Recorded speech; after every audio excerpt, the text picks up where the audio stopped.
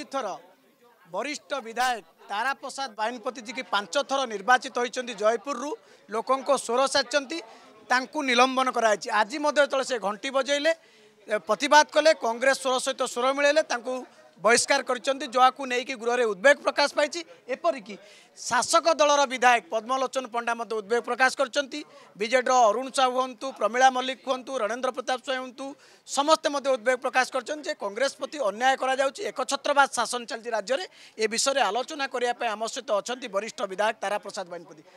तारा प्रसाद बाहिनीपति आपन को स्वागत कर घटना घटला 24 घंटा भितर गोटे हिटलर शासन चली राज्य में एकछत्रवाद शासन चलती आपण को माड़ है आपण चेन को छड़ाई निगला आपण विधायक को रक्ताक्त करागला एटी गेट्रे आपन अटकई रखागला गोटे ड्रामा हाई ड्रामा चली कहीं सरकार एमती करवासी जाना कौन आप अनुभव कले।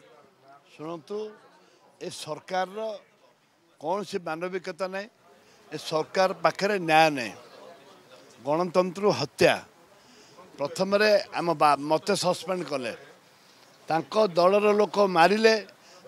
दल लोक मत चिपिले से बेले मत सस्पेंड कले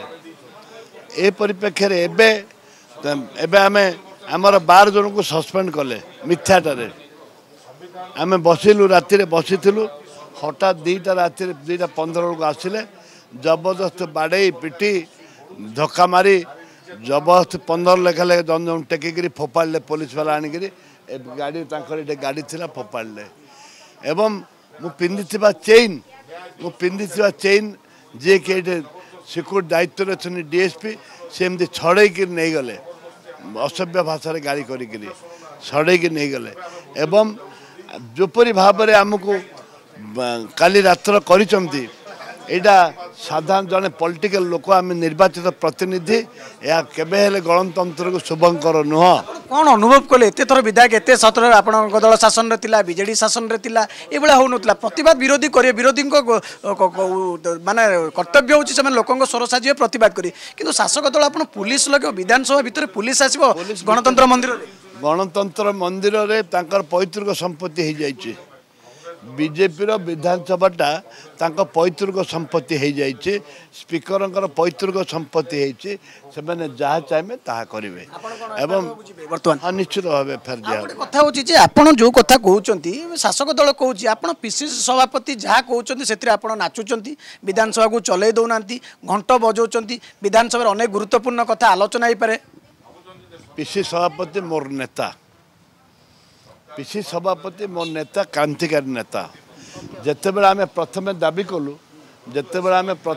कलु जे तमे गृह रे मुख्यमंत्री स्टेटमेंट दिंतु एवं